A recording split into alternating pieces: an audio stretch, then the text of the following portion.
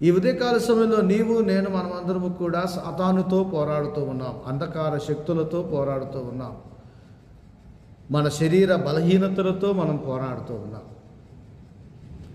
మన ఆత్మ దేవునితో జీవించాలని ఆశపడుతూ ఉంది, కానీ మన శరీర ఆశలకు మనలను లోబరుస్తుంది.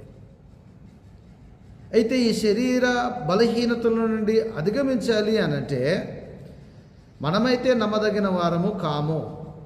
ఎప్పుడో ఒకసారి మనము పడిపోతాము. కానీ మనలను దేవునికి సమర్పించుకొని ఆయనకు లోబడి జీవిస్తే ఆయన తప్పకుండా నమ్మదగిన వాడు మనలను నిలబెడతాడు. ఈ 2వ అధ్యాయము 8వ వచనములో అంటాడు కదా, యేసుక్రీస్తును జ్ఞాపకము చేసుకో. యేసుక్రీస్తును జ్ఞాపకం చేసుకో. ఆయన మాట ఇచ్చాడు, మాటను నెరవేర్చాడు. ఆయన తన ప్రాణాన్ని పెడుతూ ఉన్నాను అని అన్నాడు. 3వ దినాన తన ప్రాణమును మరణములో నుండి ఆయన పునరుద్ధానుడై ఆయన అనేకులకు ప్రత్యక్షమై ఉన్నాడు.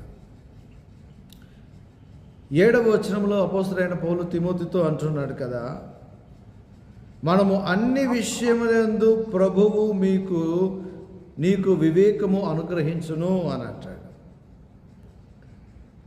అన్ని విషయములలో ప్రభువు నీకు వివేకాన్ని అనుగ్రహిస్తాడు. నీవు ఎప్పుడైతే దేవునికి సమర్పించుకొని జీవిస్తావో అన్ని విషయాలలో దేవుడే నీకు వివేకాన్ని అనుగ్రహించి, వివేకం అంటే చేయకూడని పని దానిని చేయకుండా నియంత్రించుకొనట. వివేకము అనంటే తప్పు మార్గంలో వెళ్తూ ఉన్నప్పుడు అది తప్పు మార్గం అని గ్రహించి సరైన మార్గంలోనికి నడుచుట.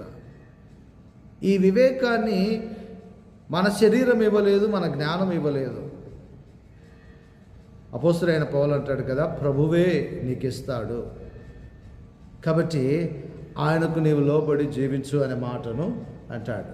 కొరింథీయులకు రాసిన మొదటి పత్రిక 1వ అధ్యాయము 8వ వచనములో, కొరింథీయులకు రాసిన మొదటి పత్రిక 1వ అధ్యాయము 8వ వచనములో భక్తుడు అంటాడు కదా, మన ప్రభువైన యేసుక్రీస్తు దినము మీరు నిరపరాధులై ఉండునట్లు అంతము వరకు ఆయన మిమ్మును స్థిరపరచును. అంతము వరకు ఎవరు మనల్ని స్థిరపరుస్తారు అనంటే దేవుడే. ఎప్పుడైతే మనం దేవునికి సమర్పించుకొని లోబడి జీవిస్తామో దేవుడే మనల్ని స్థిరపరుస్తాడు. 9వ వచనం